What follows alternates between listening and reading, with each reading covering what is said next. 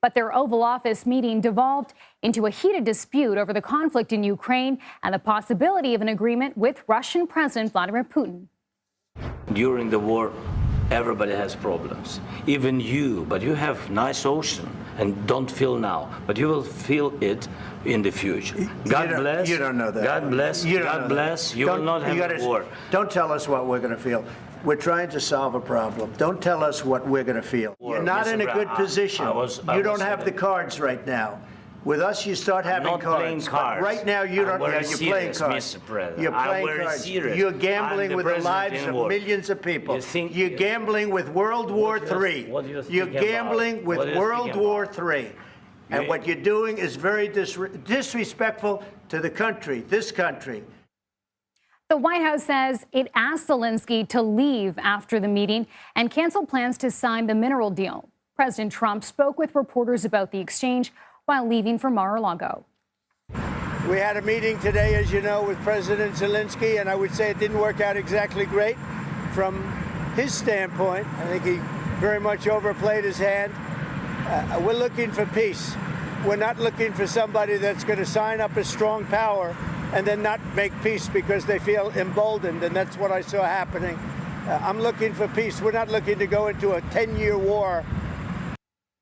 And CBS News Chief White House correspondent Nancy Cordes joins me now with more on this. So, Nancy, at this point in the day, we've all seen the video of those heated moments inside the Oval Office. But was there a turning point, a specific moment that sort of triggered this tension?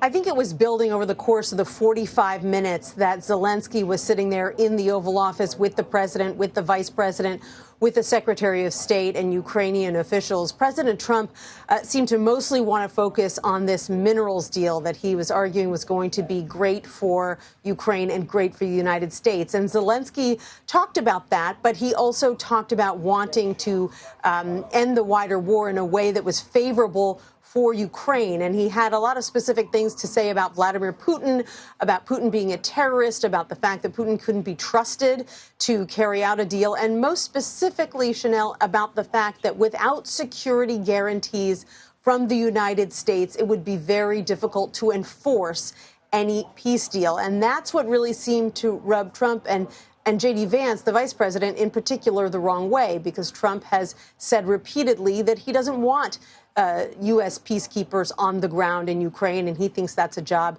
that should be done by European troops. And so at one point, the vice president kicked it off by saying that Zelensky was ungrateful and that he hadn't said thank you once, and things just went downhill from there. All right, let's play more of that exchange inside the Oval Office. Your country is in big trouble. Can I Wait a minute. No. You've done a lot of talking. Your country is in big trouble. I know. You're not winning. You're not winning this. You have a damn good chance of coming out okay because of us. So, Nancy, this relationship was fraught even before this meeting today. But what happens next? So a short time ago, as President Trump was leaving the White House to head down to Palm Beach for the weekend, he stopped and talked to reporters gathered on the South Lawn. And I asked him what happens next. Specifically, I asked him what Zelensky needs to do now to get these talks back on track. Take a listen to what he had to say. He's got to say, I want to make peace. He doesn't have to stand there and say about Putin this, Putin that, all negative things. He's got to say, I want to make peace.